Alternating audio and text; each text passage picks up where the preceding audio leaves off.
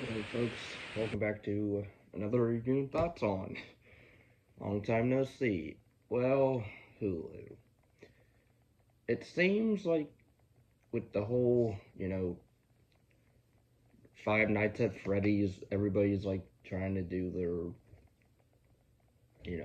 animatronic or animal monster creature feature film of toys coming to life or whatever creatures. But, Pooka. Okay, so how I'm gonna do this, I'm just gonna review both of them instead of doing, them whatever separately because they don't deserve it. And granted, I didn't hate these movies as much. I mean, if anything, the first film, it deals with it's Christmas season, a struggling actor gets a job as a character in a plush suit to promote the hottest toy of the century or in the world, pretty much. And weird things start happening. It tries to do like a whole psychological thing where it, it's at first I was getting like Mask, like Jim Carrey's Mask vibes from it.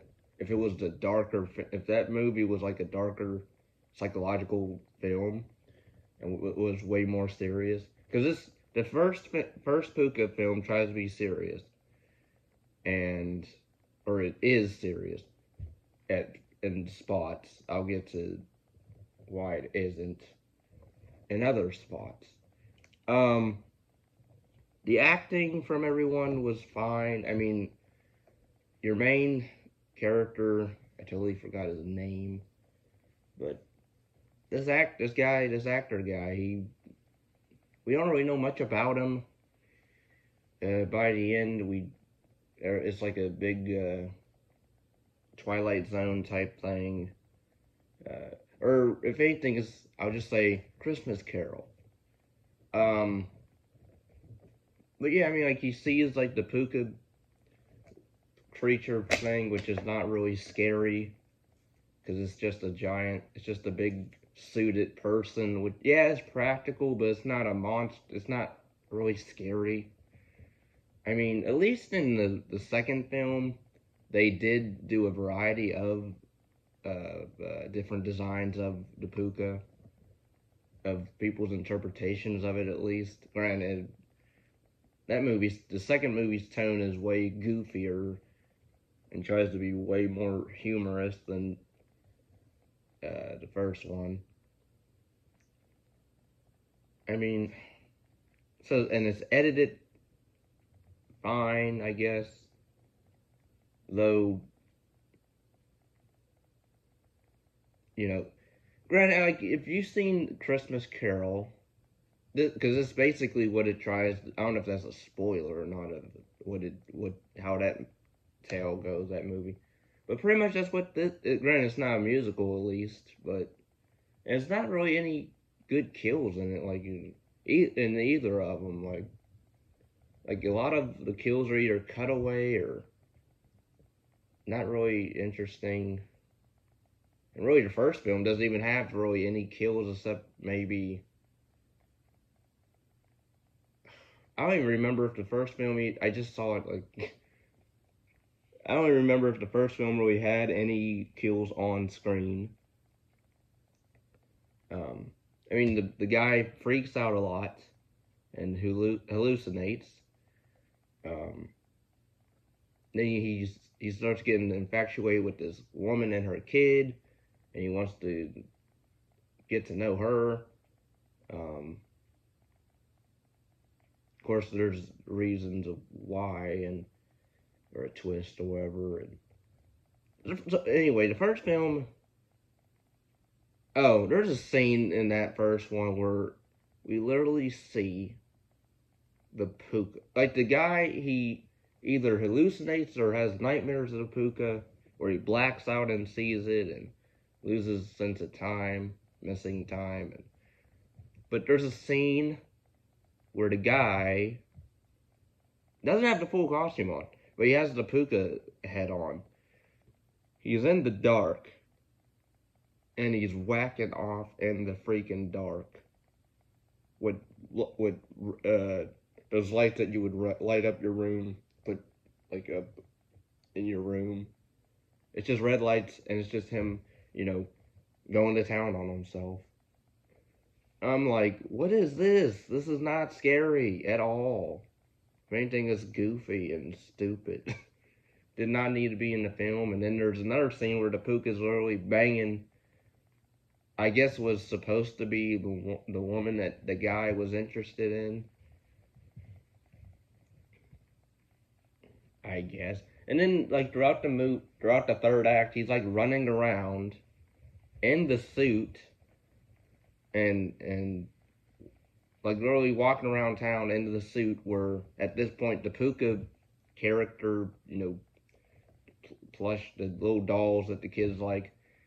By now it's been you know, canceled because parents are angry of the dolls malfunctioning, so they're boycotting pretty much the Pookas at that point. And he's just walking around in the Pooka suit. I'm like, wait, is he in the Pooka suit right now, or is he like in his regular clothes, but in his mind he's in the suit? Because then there's scenes where like he needs the suit to even breathe, because he starts to have, I guess, panic attacks, or he can't breathe fully without the suit on, or he needs the mask at least. Because it tries to do like a whole Jekyll and Mr. Hyde type thing, sort of, or like a symbiotic relationship with the suit and him, but it doesn't really flesh that out. Um, Granted, the movie, the first one, does try to have, I guess, a message. Again, if you Christmas Carol, you know what I'm talking about. And then the second film is just plain goofy. I mean, it doesn't even try to like be serious, really. Like it, if anything, the first one could have been like felt like it was based off a short film on YouTube that anybody could have made. Same with this one, because there's shots in the second film where, in the third act, when they're fighting the Pooka. I did like the designs of the different, you know, Pookas, but of course the first, like in the design of the first film's Pooka is in the second one as well, but then because the second film deals with a group of 30-something friends from high school. Pretty much the main guy, he used to be a head journalist or writer, and he got blacklisted pretty much.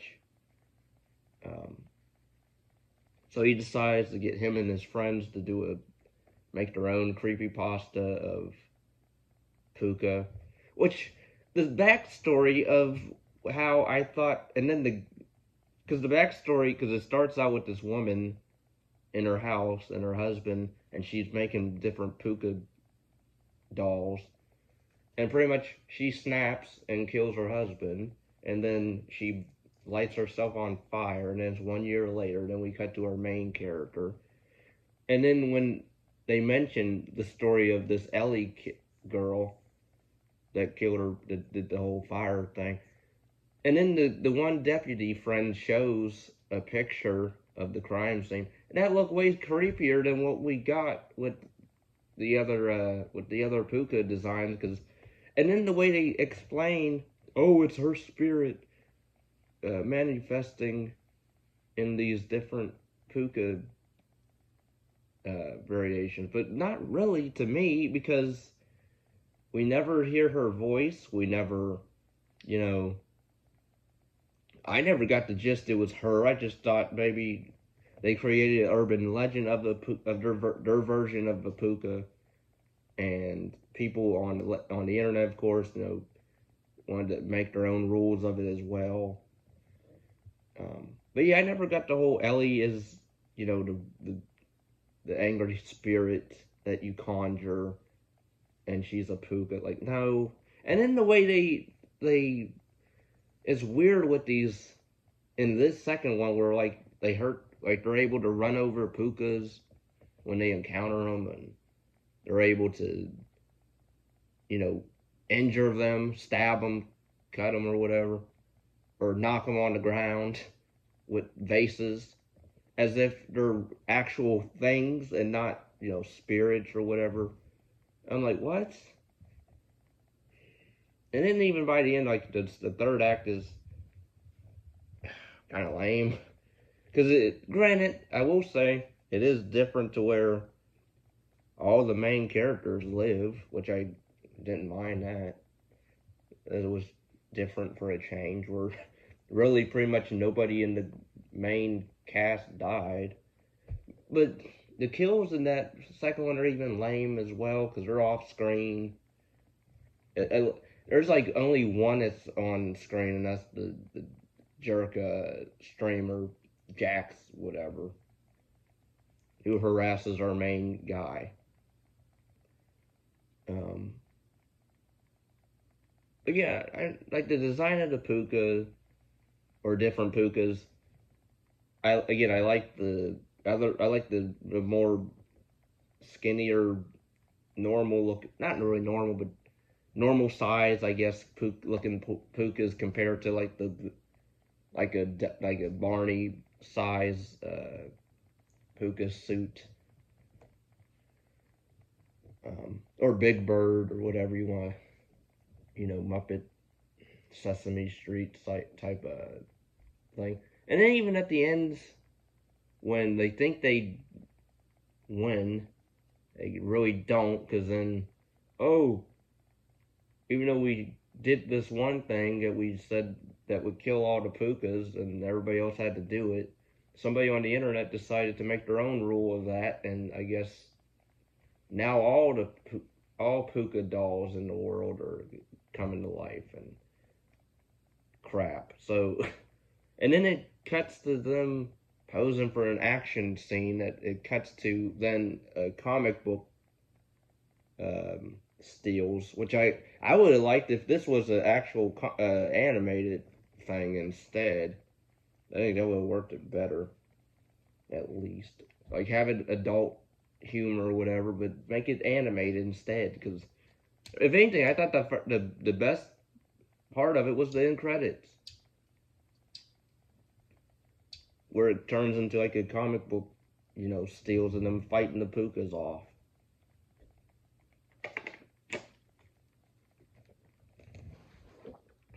I mean, you don't really like anybody in the first film. You don't like the main guy in the first film. Because you find out what's going on with him, and by the end, you don't really care much about the people in the second film. If anything, I liked the one wife who was superstitious of, you know, supernatural stuff. I liked her character. She was pretty funny in spots, or just good actors. Everybody else was just fine, or, you know, decent. It shot the second one is like, it does these transitions as if it's Star Wars, where it does the you know, where the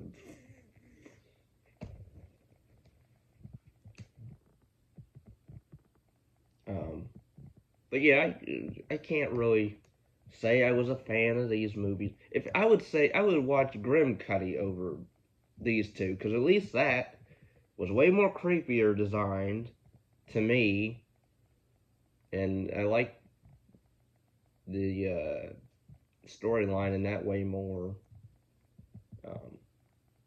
Watch, you know, Talk to Me, which is a way better movie than this. Watch. I wasn't the biggest fan of Five Nights at Freddy's movie, but I would watch that over both of these Pooka movies. Ginger Dead Man movies are way in spots. I haven't seen all of them, but I'd rather watch all of the Killjoy movies over these. So, yeah, if you can tell. If you can't tell, these are not my cup of tea. But yeah, thanks for watching. Let me know if you've seen both of these on Hulu or not. And if they want to do a third film, I would say do it animated, please.